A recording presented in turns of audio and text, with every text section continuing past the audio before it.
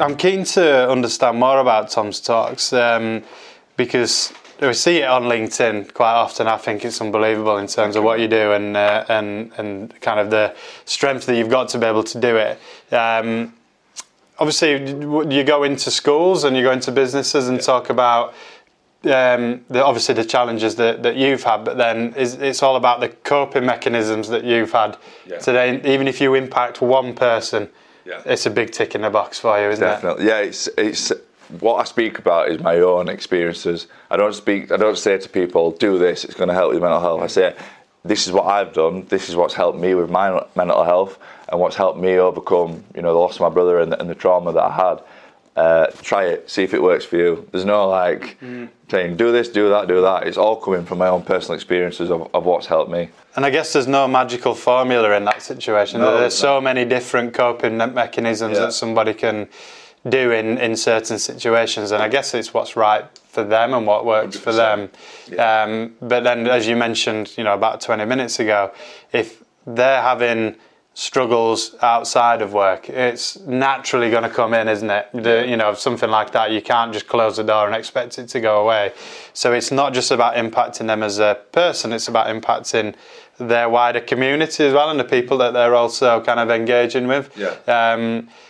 What's been one of the kind of key people or key kind of successes that you've had from that talk? Has someone kind of come up to you afterwards and gone, I was in the audience, and you never met them, but they were in the audience of one of your talks, and you got a message on LinkedIn or Instagram, something like that? Yeah, a couple of people. The reason I started it was when we lost my brother, I said, right, don't want any family to have to go through that ever again. What can I do to stop that from happening, or try my best to stop that from happening?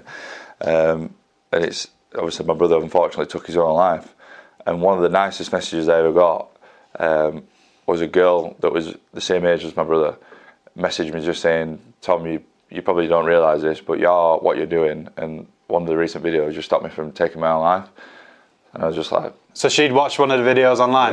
Yeah. I was friends with her, but I didn't realise how bad she was struggling, and she just messaged me saying, Tom, just want you to know, keep doing what you're doing, you saved my life. Yeah.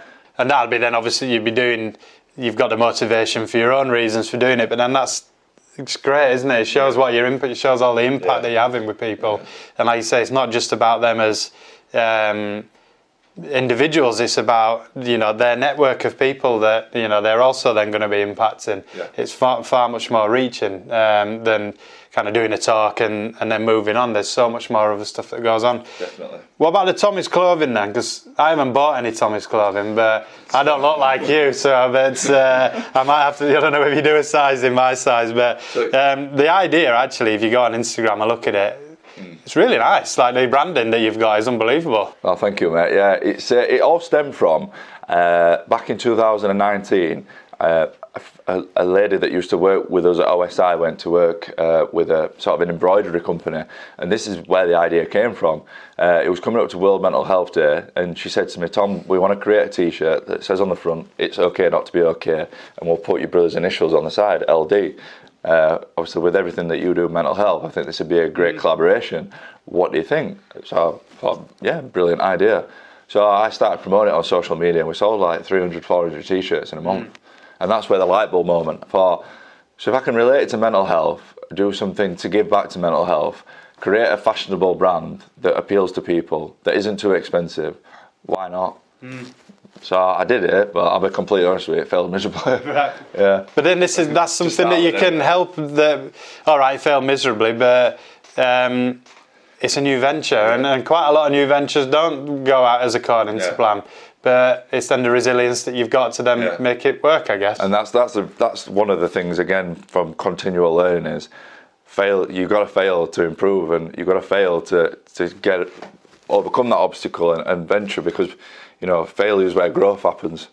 And I think it failed because I'm a very ambitious person, and it's funny, Gemma always says in our business, I come up with these ideas where I'm like that, and then she brings me back down to earth, and that's what I'm like. I'm always up here, like, what can we do? And I think I just set my goals too high, and I always say I have big goals, I have big dreams, but I thought, right, I'm going to be in Selfridges next year.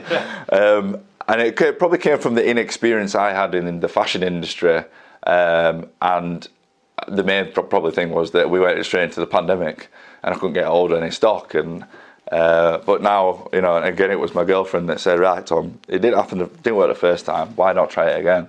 I was like, "I don't know." And then I thought, right, I'm going to give it. If I don't do it again, I'm never going to know. Yeah. So we're a year down the line from making that initial decision to give it another go.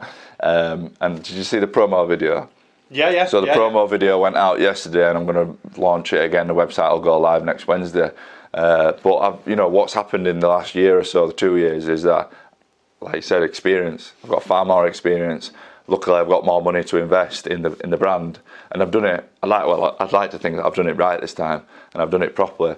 And you know, I'm all been well, it'll work, but it might not do. But I gave it that chance, and I've given it another go. And what was one of the biggest challenges that you had then? So with it being a new venture, I'm quite keen for people who are listening to, you know, potentially take something. Hopefully, someone might be thinking about doing something similar.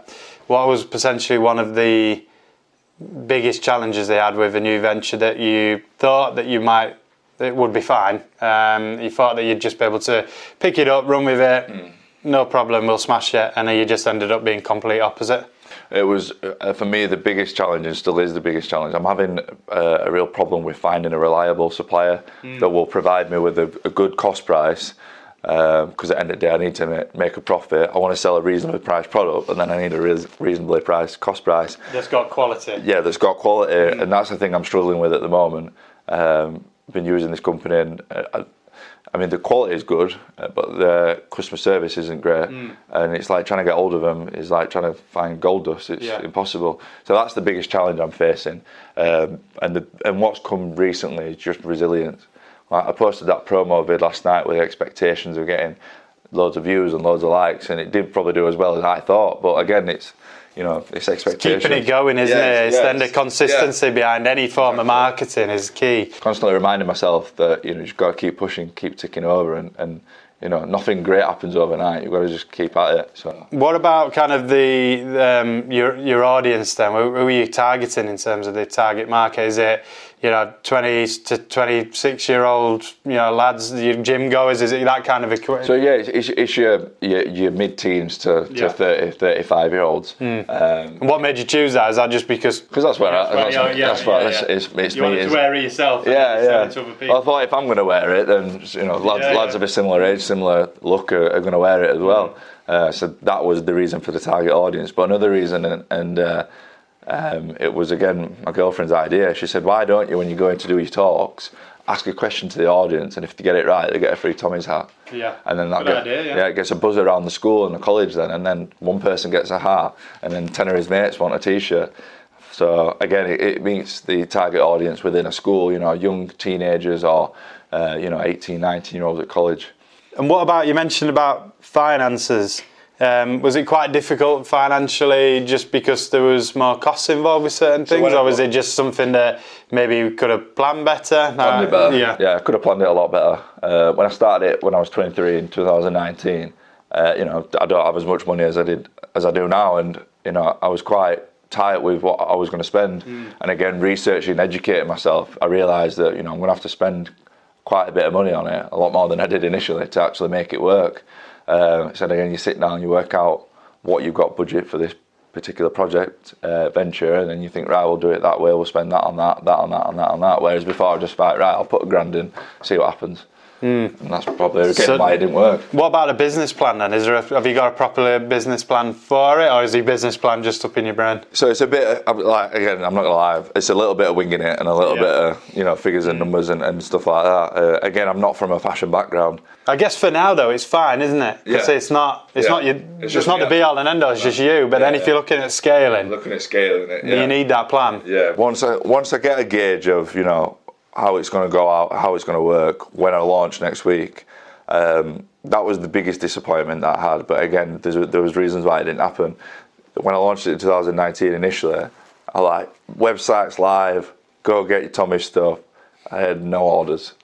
I'm like, what? Why does it not work? Like the one before, I sold 400 t-shirts in a month. Like, what's happened so differently between that and that? Why has it not worked? And you look at it, you break it down, and you realise the particular reasons why. So, you know, I'm praying, you know, when I launch next Wednesday, you know, I'll get a few orders, and then we'll take it from there. What about asking for help? Because I'm a big advocate, which I keep saying, but I'm a big advocate of quite a few things by the sounds of it. But one of the ones I genuinely am a big advocate about is asking for help. Yeah.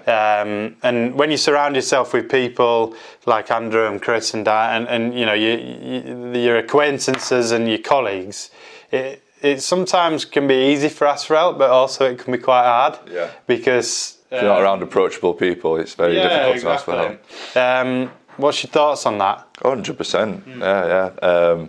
I'm always asking for help because, again, I'm always wanting to learn, and I don't think it makes you any less proud because you've had to ask for help. I think it makes you more, if that makes sense. Yeah.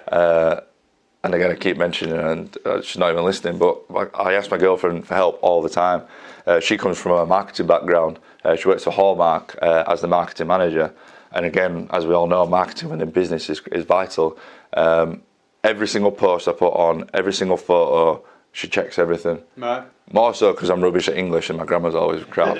But more so because she knows what appeals to people on social media. She specialises more in social media. I'm always asking her for help because I want to get it right, and it's not perfect every time, but the more people you ask, the more opinions you get, the more you're going to find out, aren't you? Yeah. Do you also think as well the fact that you Tom's Talks stuff and like that, and that the underlying message in there is to, you know, ask and talk and stuff. Yeah. Do you think that subconsciously or even more consciously? I've never thought about it like that, but now you've said it, probably, definitely. You know, you've always got to ask for help, whether it's for your mental health, your physical health, or whether it's just in life in general. Yeah. You know, always ask for help. Why not? I mean, I know it's not to the same extent, but that's when Dom were talking about our thought for the week. That is to make people feel more comfortable with, you know, thinking that, you know, okay, it's Dom's business, but, you know, he'll be the first one to admit he doesn't know the answer to everything. And I think it's good to have that, just to be able to talk to people and get somebody else's viewpoint on it. You know, they might have a viewpoint, it might not be practical for whatever reason, but it might just trigger another thought in your mind as to how you can do something. No, 100% agree with that, mate. Definitely. Thanks for listening to Biz 15. Hopefully you found that insightful. These kind of conversations that we've had today is everything that we eat, breathe and sleep with our clients. If you want to find out more about us, log on to our Instagram page, which is Brook Consult, or onto our LinkedIn page, which is Brook Corporate Developments, or finally our website, www.brookconsult.co.uk.